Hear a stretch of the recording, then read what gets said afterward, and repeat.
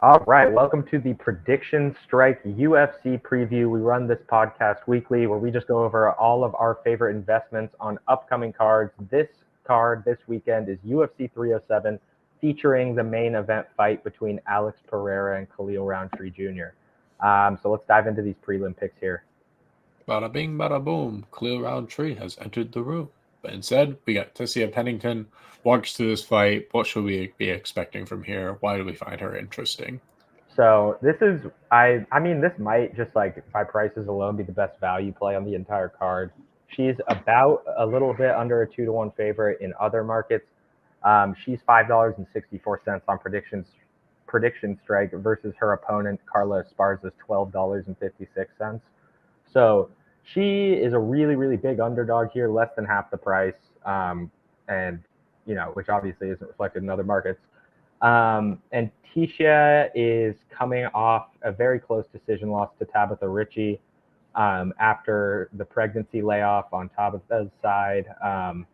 She's 3-2 in her last 5 fights, going up against Carla Esparza, who's the former strawweight champ.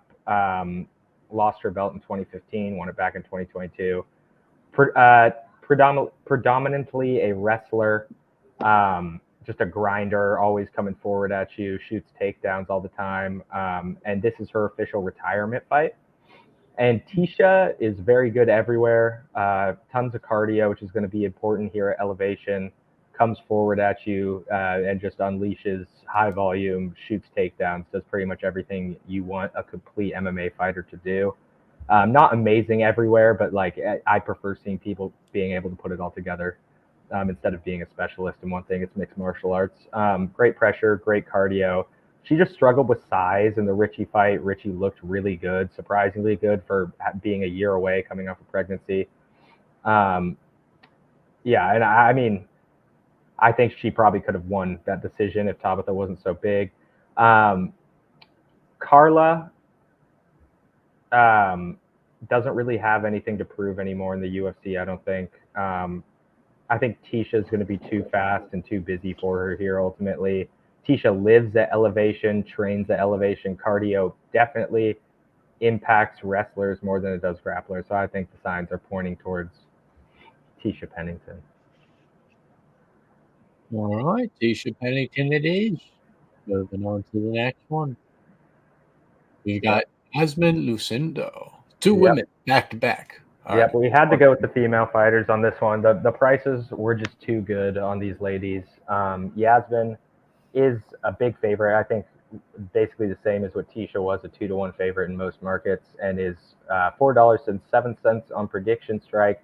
Marina Rodriguez, her opponent, is sitting at $7.63. So a bunch of inherent value on Yasmin Lucindo's side of things, and I really love her as a fighter. She's coming off a 3-fight win streak. She's very fast, fights in the clinch well, and then just absolutely drags you down to the ground. On the ground, really good top pressure, good striking, likes to loosen you up with some ground and pound before she looks for that submission. And that's always her game plan, is to just ultimately get on top of you on the ground and then control you from there. Marina is nice boxer, good speed, definitely powerful for this weight class. Takedown defense isn't the best. I think that's going to come into play here. She's pretty tall for this weight class. Um, Technical, uses her length well. Definitely a complete fighter. She can finish you inside the distance. She can win by decision. Um, in her last fight, she was taken down by Andrade and gave up 4 minutes of control in that one, which I think is notable. Um, and Yasmin is coming off her win over Karolina Kovacevic, where she doubled the strikes, had 2 takedowns. Lucinda's the better fighter, I'd say, at this point in these women's careers. Marina's definitely slowing down. Um, Footwork couldn't save her from Jessica Andrade. She's just big and sloppy. Um, and I mean, sometimes it's like the experience is a big deciding factor, especially at elevation. I don't think it's going to be enough here. I think Yasmin has plenty good cardio, and I think she's ultimately going to be able to get it to the ground. Probably a decision win, just a bunch of control time on the Yasmin side of things. Right on. All right. On to the next one. No fun submission or anything. We get Roman Dolidze versus Kevin Holland. All right, what should we expect in here? Yeah, this is going to be a really, really fun fight. You've got Roman Dolidze, who's $5.75. He's a very slight underdog in most markets. I think it's like plus 120 right now. So PS kind of reflects that. I like the price personally that you can get Dolidze for here. I'm honestly surprised that he's the underdog. Um, like I feel like Holland's whole thing has always been that he's just easy to take down, and if you can take him down, um, you can basically win the fight by getting control time over him. And Roman is a world champion grappler who has really, really, really sharp takedowns. Um, his game plan isn't always reliable, Roman's that is. Like sometimes he just doesn't look for that grappling and will just be perfectly content, uh, just standing up and banging with you. But he genuinely is probably the best grappler in this division. Like he's the world champ. When he fought Hermanson, he looked great on the ground, and Hermanson's a pretty talented grappler. And we know Kevin Holland, PS affiliate at times, long rangey, very accurate striker, powerful, and a lot of that power comes from his speed. Very accurate in his striking, like I said, and really good BJJ. Albeit not good takedown defense. He is a sniper for sure, though. Very accurate, can grapple. He's a BJJ black belt, good at range. Um, I think Roman is just going to ragdoll this guy, honestly. I think he's the far better grappler, even though Kevin Holland is a BJJ black belt. I think Kevin's striking should be a lot better here. I just don't think Kevin's improved his takedown defense. I think we're going to see a lot of Roman Dolidze dragging Kevin Holland up against the cage. I think I'm thinking about a ground and pound finish, honestly, on the Roman Dolidze side of things. I believe Roman's going to want to grapple here, honestly, against a guy like Kevin Holland. So I trust the game plan. Yeah, you've got me all over the Dolidze side of this. Like the value as well. I mean, I guess it's kind of similar to what you would see in consensus, but it's a weird line to me. I would have guessed Dolidze would have been favored in this one just based on the stylistic matchup. I feel like you can trust Dolidze more to kind of stick to a game plan or at least have a game plan going into a fight. Whereas with Kevin Holland, kind of a wild card, you never really know what to expect based on just kind of what mood he's in on the day of the fight. I think if Dolidze is disciplined and kind of sticks to the grappling aspect, like you said, it might be kind of a boring fight, but I feel like you see him dominate top control and it leads to him just kind of outpointing Holland in potentially a unanimous decision. Yeah, I could see that for sure. One thing I want to point out, I'm not sure if we have him on the card or on this presentation because he's lower down in the card, but I like Buckley a lot against Stephen Thompson as well. He's also really good value on PS. That's the last fight of the prelims. That's a good call, yeah. Stephen Thompson, obviously a very skilled striker, one of the most skilled we've seen in the UFC, is capable of landing and throwing pretty much any strike you could imagine.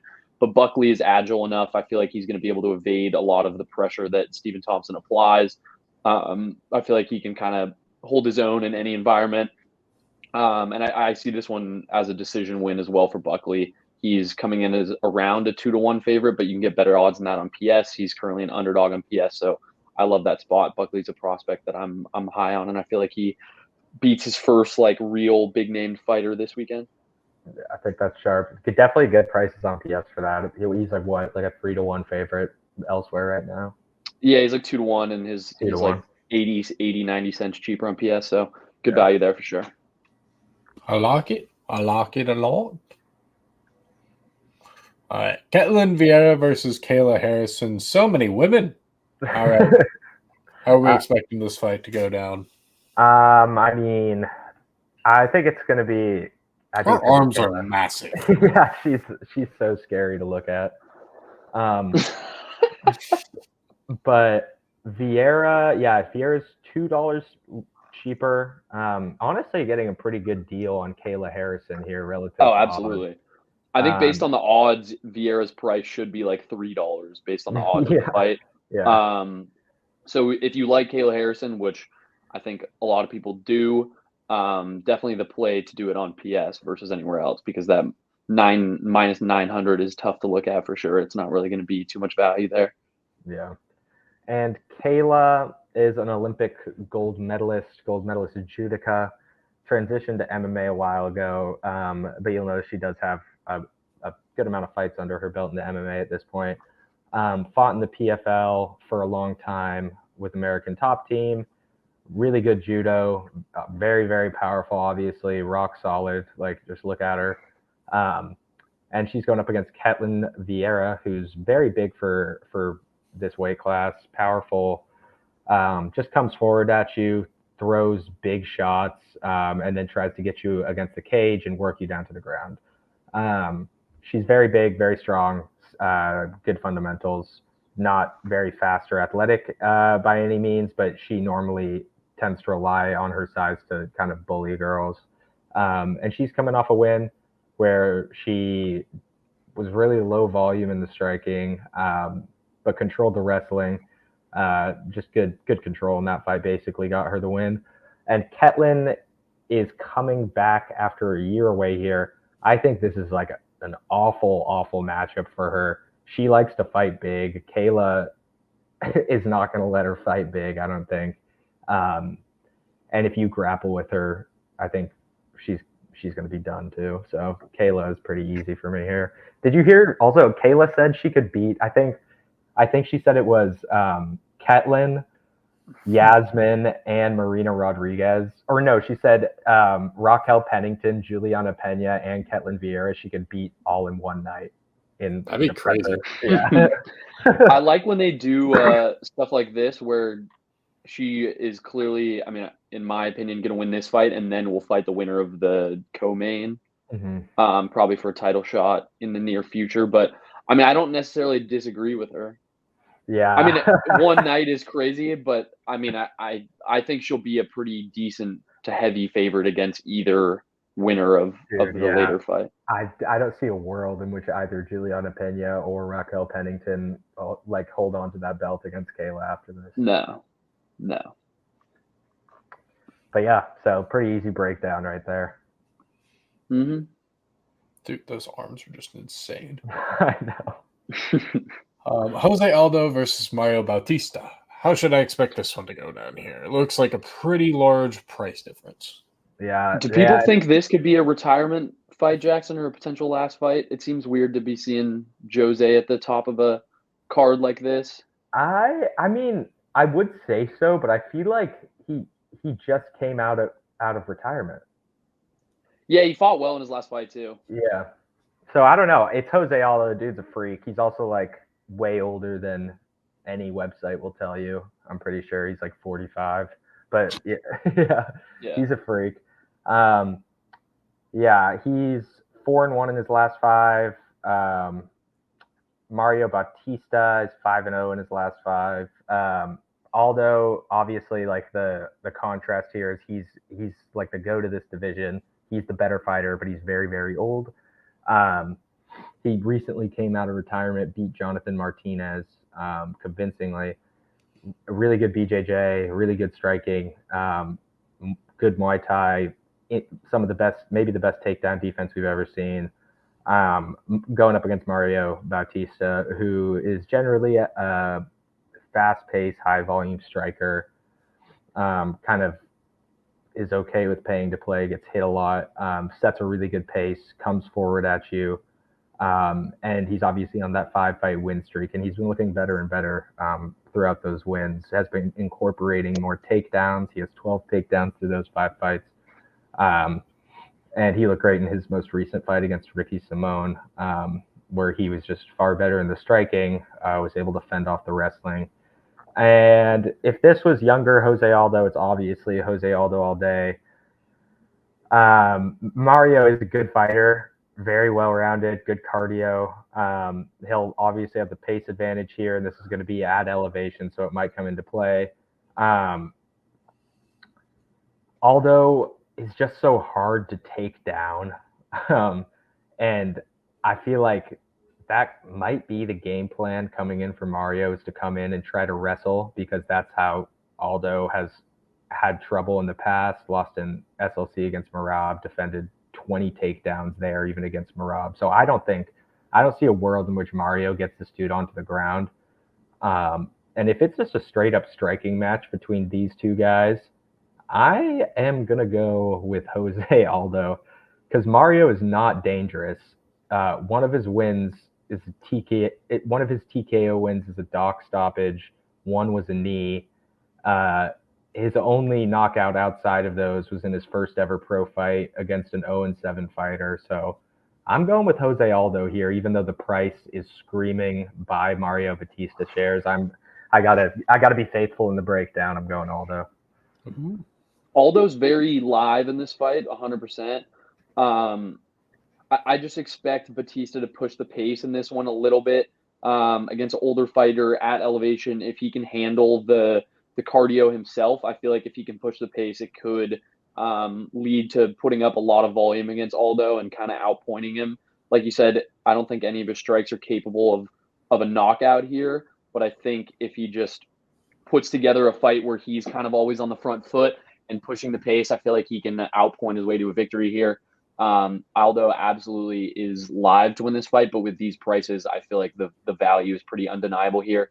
I can see if you're looking at it elsewhere, something potentially taking the Aldo side. Looked great in his last fight, clearly not super washed. But I mean, as far as prediction strike goes, this is the value play of the card probably. So it's going to be hard to turn down for me at least. All right. Well, you heard both sides of it. Now let's move on to the next one. We've got Raquel Pennington versus Juliana Pena. Lots and lots of women on the card. Yeah. All right. How should we expect this one to go down? So yeah, this is the belt defense for Raquel. Juliana's trying to snatch it from her. Raquel, really, really good fighter. Defending her belt for the first time. She won it when Amanda Nunes retired. Pena beat Amanda Nunes after getting kind of whooped in that fight. Then they ran it back. Nunes won that. That was a while ago. And Pennington, wow, she's really good in my opinion. Not a very exciting fighter at all. Her plan is almost always to slow the pace down and get you against the cage and just work on you against the cage. Like she doesn't even need to really bring you down to the ground. She'll literally just like rack up control time against the cage. Stays busy. Pena is kind of the opposite. She'll be coming forward at Raquel this whole fight, just trying to be active, throwing like crazy. Good forward pressure. That's pretty much how she fights. She hasn't fought in 2 years though. And Raquel is the pick. She's the better fighter of these two women. She lives at elevation. She is going to have probably the cardio advantage here. She's going to probably just control this fight and win in a very, very boring decision. Oh, boo. Agreed. I don't know. I have faith. This is honestly a pretty fun card for the girls, it looks like. I agree. Because you've got Pennington, you've got, well, that's another direction. This Kayla Harrison shit, like, this makes me feel knockout. Yeah. I just can't not see that not happening. And then I want to say she's a very enticing prospect, along with. I'm saying relation, by the way. Yes, that's the yeah. Oh. Okay. Tisha Pennington, formerly Tisha Torres. Okay. Right on. But yeah, no, fun card all around though. Sorry, I just want to look at this overall. Oh yeah. Wait, so they are related or they're not? Yeah, they're wife and wife. Oh. Yeah. Yeah. Kind of crazy. Yeah. Yeah. But no, that's pretty cool. That's actually a pretty kind of fun way to have your card, actually. Yeah. And everyone, go buy Raquel shares. She's the newest PredictionStrike fighter. Actually, you can go on our Instagram, see the newest Raquel Pennington PS ad. See a belt defense this weekend. Because I remember Yasmin's name as well. I was like, I want to say she was actually supposed to be like a pretty interesting prospect. Oh, for sure, yeah. Yeah, born in 2002 is crazy too. Damn. Jesus. Don't get me started on this next generation of talent that's coming in. Raquel. But on to the main card here. The price speaks for itself. Alex Pereira versus Khalil Rountree. What should we be expecting from this fight outside of a few shamas? The price is actually pretty accurate to the odds as well. Yeah. It's around like minus 500-ish area. So good pricing here. I'm kind of like Jackson said at the beginning. I'm not sure if it was recorded or not, but I feel like Rountree is a little bit of a matchup nightmare, a little bit, like more so than some of the last fighters that Pereira has fought. I'm kind of talking myself into the fact that he might be a little bit live in this one, but like I've done this many a time before, and every time it ends up with a dude face down and Pereira holding the belt yet again, looking like a statue up there. So it's really tough to pick anywhere else. I like the value a little bit. Maybe if you want to sprinkle a few shares here on Khalil Rountree, I think he's a great fighter, and there's potential for him to kind of pose a threat here. But it's just He's got a really nice I don't know. personality. Yeah. It's really hard to fade Alex Pereira. I've done it in the past, and it never tends to go well. So I'm gonna have to back Alex Pereira here. He's slowly but surely making his way into GOAT debates across the board in the UFC. I'm still hoping to see a fight for him in the heavyweight division. I think Tom Aspinall is a guy that can really pose a threat to Alex Pereira if he decides to make that jump. I would not advise it for Alex Pereira because I think that would be a potential wake up moment for him. I don't know if he's ready to fight some of those heavyweights, but I think he takes care of this. I think he's far and away the best fighter in this division, and he's going to hold the belt for yet another time. Yeah, I mean, I want to give some love to Khalil Rountree here because I kind of feel the same way as you.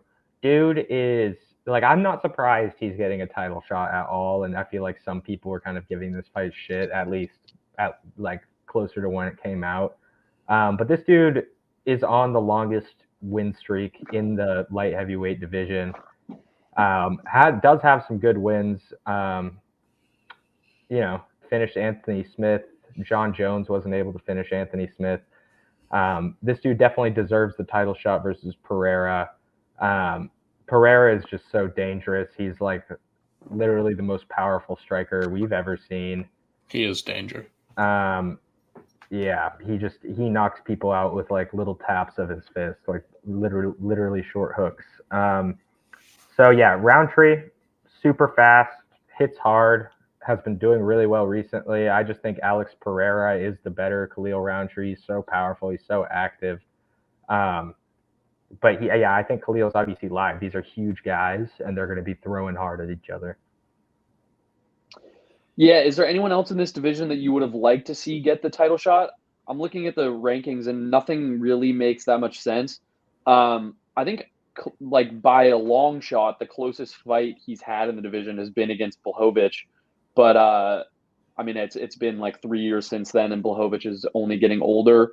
So, or I guess like a year and a half or something. But there's not a ton of matchups that really are super exciting. I feel like it's kind of more or less the same story with guys that try to wrestle him.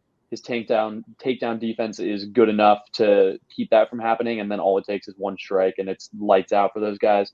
Ankalaev could be an interesting fight. It's like a little bit different stylistically. If his game plan can shine through, he would have had a chance. But this one makes sense. It's like a fun, exciting fight.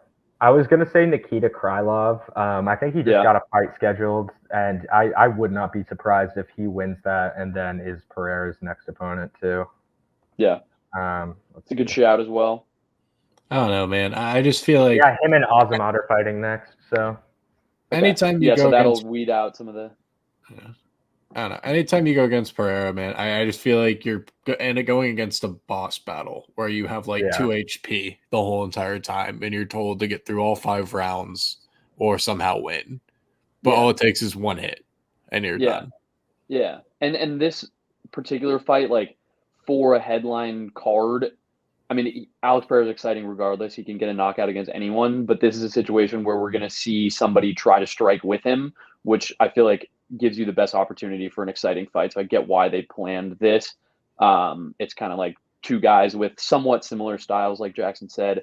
It should be an explosive matchup, and I feel like, I totally understand the want to create a fight like this instead of some KG thing where guys are just trying to hold on to him the whole fight. And yeah, this is much more fun for the audience. Makes sense. Makes sense. But with that said, invest accordingly. If you see Pereira go for a submission, be surprised, be in awe. I don't know. Oh yeah, Will wait. be, Let's as well touch on said that it. real quick. Yeah. Wait, no, it was Maddie Betts, right? Yeah. There was like a clip or something of like, I'm trying to see if I can find it. That's what I was trying to do in the background here. Dude, I don't know. Alex Pereira literally offered he made a bet with Khalil Rountree that if either of them grappled, they have to like give up half their purse to charity or something. I mean, he could just be like, I want to give it to charity. You know what I mean? Well, how Khalil responded was, I'll give half my purse to charity either way. Yeah. I mean, that could be Wow. just what this turns to. Yeah. Baited. Okay, wait. I'll see if I can pull this up. Also, I feel like that's low key borderline bad etiquette, like the defending champ telling someone not to grapple against them. Like, I don't know. But I think it's a situation where he knows that like Khalil isn't like a grappler either. Like it's like let's just do our thing instead of trying to like shoot some takedown that like he doesn't really even want to do, but he knows that's his best chance of hanging in the fight kind of thing. Yeah. Wait, let's see this. Oh my gosh, it's gonna force me to sign in. No. I might be signed in on my thing. Stop sharing real quick. Try to sign in. Log in with Facebook. Yeah, I am.